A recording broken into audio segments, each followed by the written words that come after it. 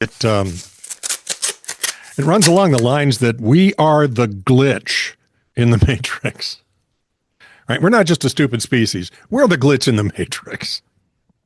Hard to argue.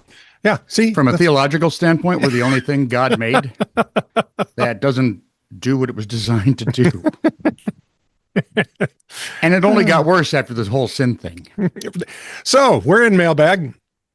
We are? I mean, Yep. Of course we are. Yeah, we're absolutely in Mailbag. I knew that. Coming up on This Is True Really News New Music Monday, you're going to love this. Hey. This is inspired by you. Uh-oh. This one is literally your fault. Now, you saw last Monday's, right? Yeah. The sea shanty? Did you enjoy that? It was fine. Good. I mean, it was spectacularly good. Everyone should hear it at least 100 million times. Inspired by the bizarre case of the morgue turned showroom. Flying bubbles. We're debuting Body Zone, the corporate track anthem for the DIY surgeon in all of us. Featuring that signature gravelly part store energy, it's the only jingle that makes shopping for secondhand anatomy feel like a high-octane trip to the garage. Remember, at the Body Zone, you don't need a background check. You just need to carry a basket. I was very pleased with the way the end came out, by the way. You are very pleased. Monday, right? Coming up Monday. Good news, it's only about a minute long, so anybody can put up with it. I don't know. Really? The older I get, the less my putting up with lasts. Now, you're going to have to forgive me today. I'm just back from the dentist. And this side of my lip itches, but I can't feel it. You can't. It itches, mm-hmm. But you can't feel it itching. When I do this, I can't feel it. I don't know what you're saying. So I've also got a problem drinking coffee because half my lip can't feel the cup. Those I know. Is it upper? Wait, where is it? Where they put the upper? Oh, see, that's not a bad one. I got done lower ones. Oh, I hate those. Yeah, I've you done might as well just give me a dripple cup. It'd be easier. So, let's see. Do you have any stories for today? Only one. It's not overly weird, but it's like one of those portents of things to come. Okay. January 15th, Miami. According to Fox 5 Atlanta. Fox 5 Atlanta. For a Miami story, I'm thinking the Miami folks have fallen down on Le Job. Well, maybe they're still confused by the snow. In Miami? Well, there's snow in Florida somewhere. I don't think I've ever heard of snow in southern Florida, dude. Yeah, but it's happened in the Panhandle. Okay. Fine. No, sure. Very classy. Anyway, despite the fact Fox 5 of Atlanta had to share this, it happened in Miami. Okay. A food delivery robot was doing what food delivery robots do, I guess. Getting lost? Maybe, because he ended up on a Brightline train track. Ah, well. Oh, no, it's worse. Remember Nell from Dudley Do-Right? Oh, yeah. Whiplash would always tie to the railroad tracks, and she'd yell at Yeah. You didn't have to actually tie this to the railroad track. It got stuck. Help, Cecil, help. That's what she always yelled. Cecil? Beanie and Cecil. Help, Cecil, help. I'm coming, Beanie Boy. I'm coming. You're mixing your cartoonophores here. Again? Yeah, we're a Dudley Do-Right. He's not a whale? He's a member of the Royal Canadian Mounties, and except for his horse, he would be out of a job. And he's anyway, not a C6 sea serpent either. Cecil was a C6 sea serpent. I know. Okay. I wish I would have had a tonsillectomy now. Where was I? Instead of coming. Witness Guillermo DePello took video saying I was walking my dogs, and that's when I saw the food car standing on a train track. Yes, we have video of the train demolishing, destroying the robot thing. Oh. Does R.I.P. mean rest in peace in this case, or rest in pieces? Probably. I hope it wasn't a taco truck, because I'm never happier than when I'm holding a taco. Nope. Ain't gonna do it. Wouldn't be prudent. Son, I found one headline that just scared me. Okay, do it. I'm not doing it. Okay.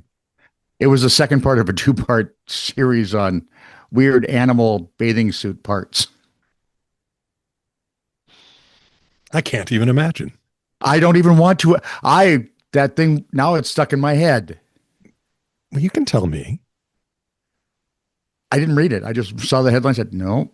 Ain't touching If I read that thing, I'll have to use it, and I ain't doing that. So recently I interviewed Dr. Cosmo Void. That's the name the universe goes by. And was Dr. Void to you. Yes. DCV to his friends. And asked the age-old question, what is the universe trying to tell me? Cosmo provided several answers. I'll bet he did. I suggest that particles can't be in two places. No, I suggest that particles can be in two places at once. You can't even be in one place on time.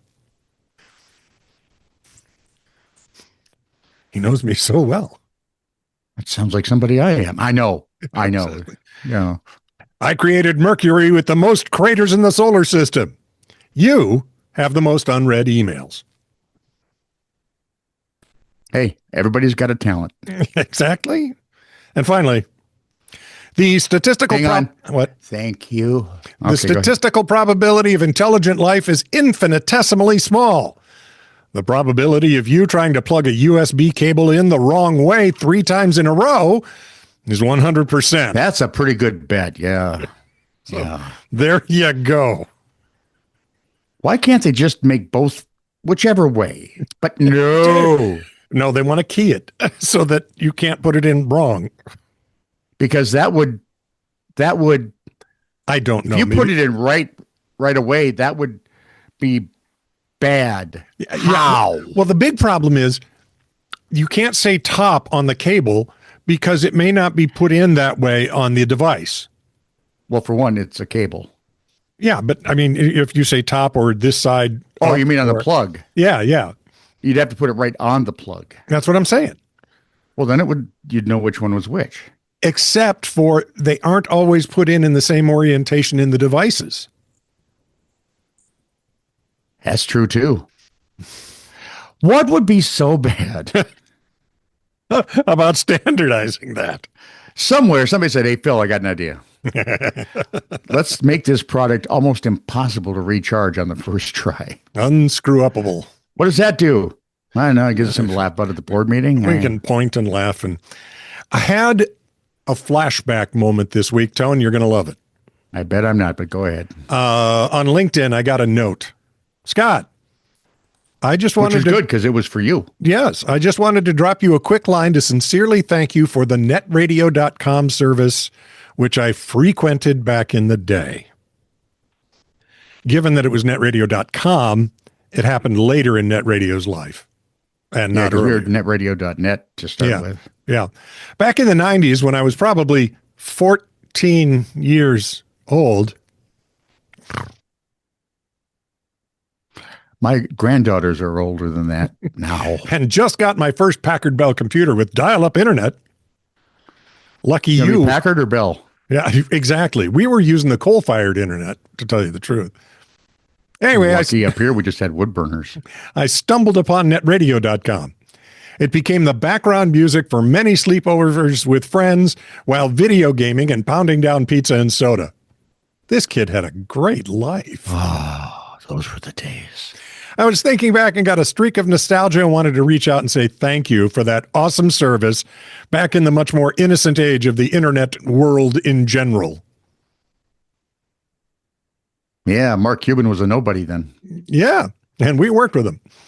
I genuinely wish it was still up because I would be tuning in to what I remember was the Hits channel.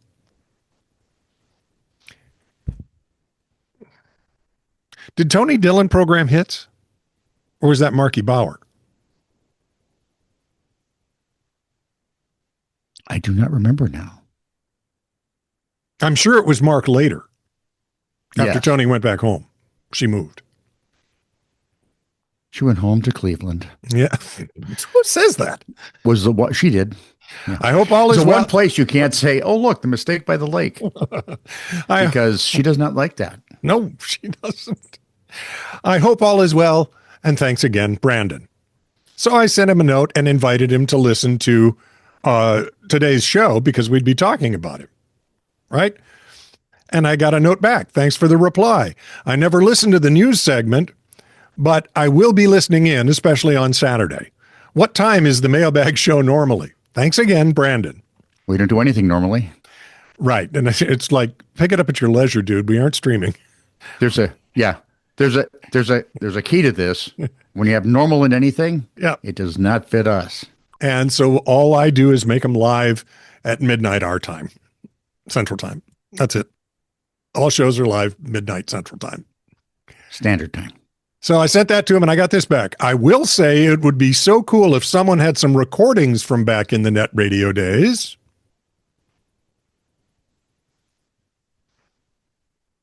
Don't look at me. They fired me. I have. So they fired me too. Oh, wait, they fired you too. Yeah, and I was a founder, for Pete's sake. Of course, it was after we sold it.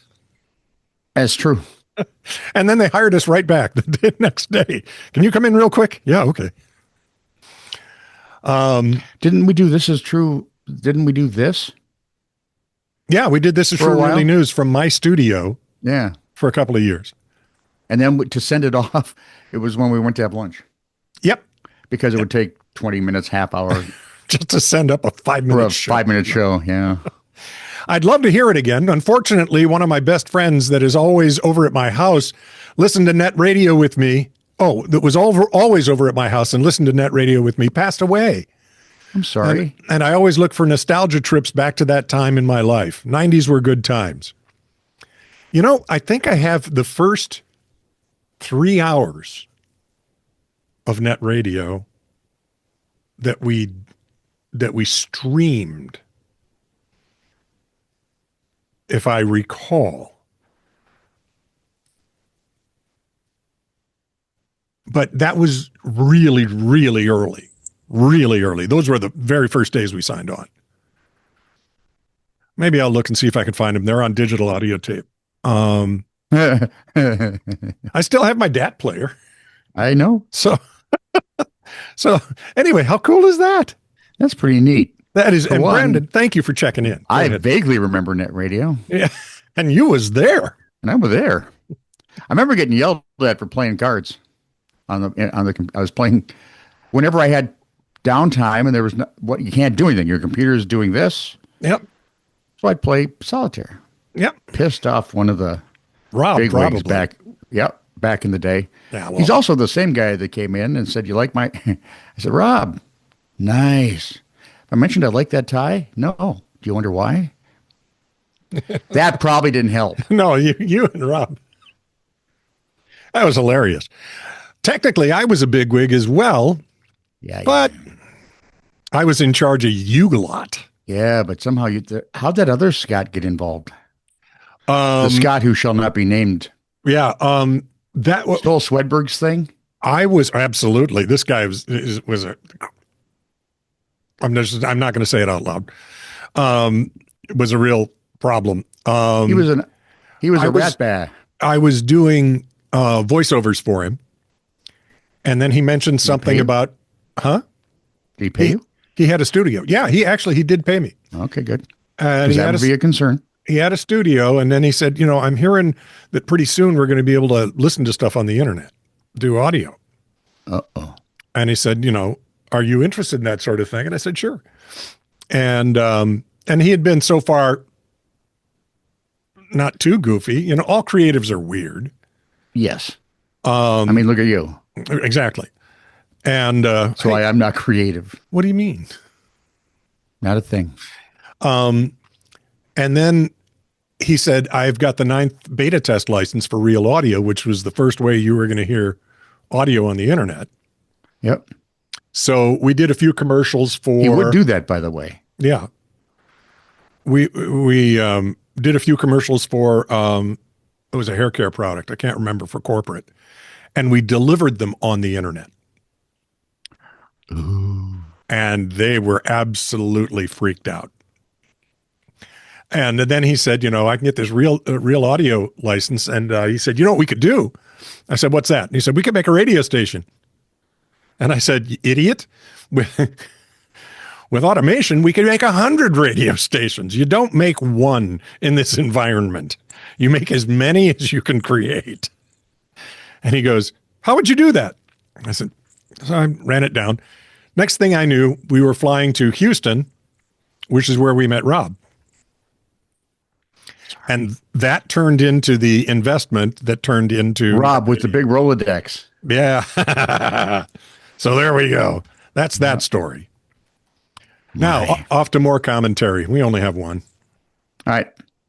Apropos of these boots arrived 150 years late, the sea shanty parody. Only available, by the way, on YouTube, because all the other services want to turn them into music tracks. And they're not music tracks. They're just parodies. They want me to license them and do all kinds of stuff, and I'm not going to do that. These are just for the show, right? Yep. So if you're on any other service watching us, I'm sorry, but to see the songs, you're going to have to come over to YouTube, and I apologize. But apropos of these boots arrived 150 years late, sea shanty parody. I think it's called Ogmore by Sea, or by Ogmore by Sea, whatever. From Janet, no relation to Cooper. Cup.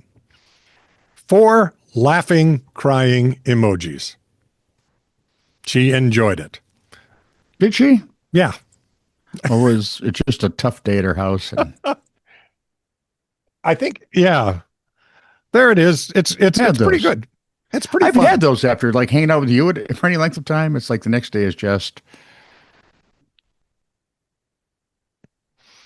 I have minions, right? Yeah. So does Gru. Hey. Yeah, but mine's a little Vietnamese girl with a mean streak.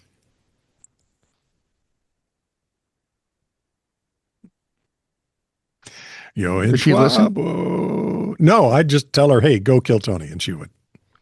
Oh. Would she do it quickly? No, she's not nice. I told you that.